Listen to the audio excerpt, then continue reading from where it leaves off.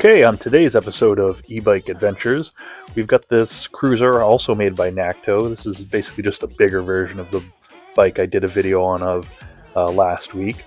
I got this off of Marketplace for real cheap, and it's definitely seen better days. It doesn't run as of yet, and I don't know if it's been stolen at some point, but there's no charger, there was no key, and it's definitely missing some components. Doesn't have functioning brakes.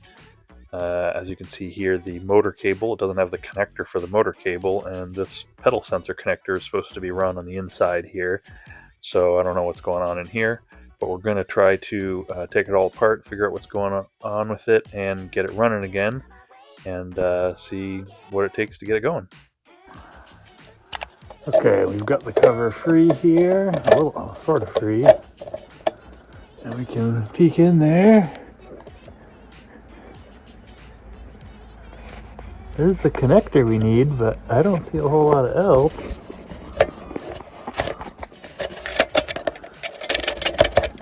Okay, it's possible everything else is in there. It's a little mess. Wait. No, this isn't right. Okay, so we're missing a controller that's supposed to be in there. Interesting.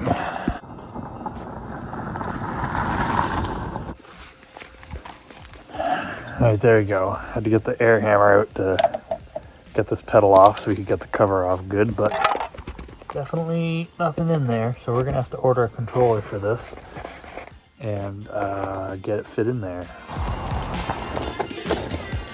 Because we have a problem with the battery, I wanted to open it up to repair it, and you see here they have these little fuses that you can replace, and then I just noticed this. It's supposed to be like one of those glass fuses that pops out, but when you take it off, it's not actually hooked up to anything, and then they just have a regular fuse holder just in here. Isn't that weird? What we've done is we've started to wire in this generic controller off eBay. We've got the cord that was missing to the rear tire in, so that can get plugged in there. We've got our power wired in. We need to heat shrink this so that it can't short out. And then what we're doing next is we've got the controller display, because the original here was all cracked and messed up. So we're rerouting the harnesses. We're going to be using this one that we had put on the orange bike for a second. We've got a second one coming, so just for the time being, we're going to mount this on here. And the next task to do is we're running we got the new throttle on, and now we're running it through. We've got it run through the grommet. Now we're going to run it through the frame. And then once we've got it run through the frame,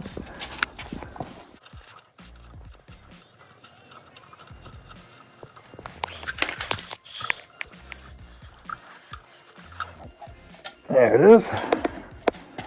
So that was easy. Now all we gotta do is do that with this data cable for the screen. Then we can put the controller in there, put it back on, or put the cover back on, put the pedal back on, and then put our battery in, and we should be good on this one.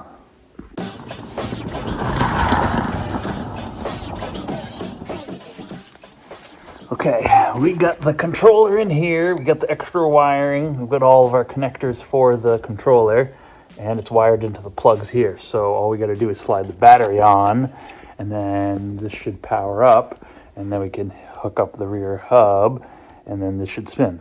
So let's give that a shot. Okay, interesting update. We got the controller in there, and then put the battery in, and heard a pop, which is kind of normal. Usually when you're connecting, 48 volts, you can hear the connection get made. But then I had no power on the screen. Nothing was lighting up. So then I tried the 36 volt battery, which I know has powered up this controller before, and still absolutely nothing.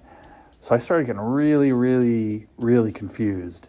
And then I had an idea. What I actually did is I tried, instead of plugging this battery in here, I actually put the wires in here. I was able to get it to power up, and the reason for that is, see, I have this battery labeled what's positive and what's negative.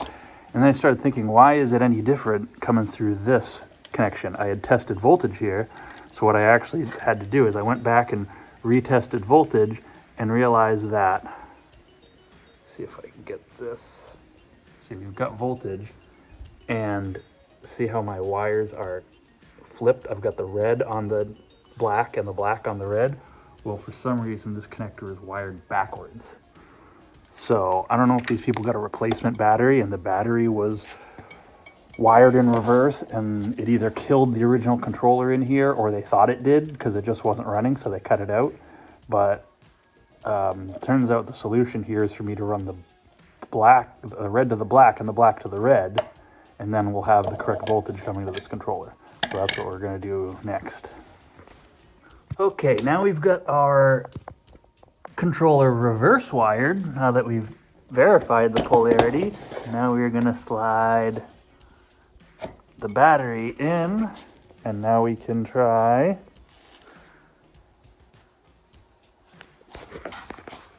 and we have power. Okay, should we try throttle? I think we're okay to try throttle.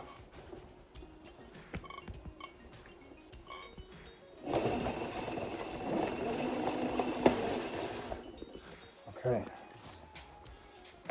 Oh, it's time for a test drive. Okay, we're all back together. We did a brake adjustment because the brakes weren't working before. Now they kind of work. So let's go ahead and give it a test drive.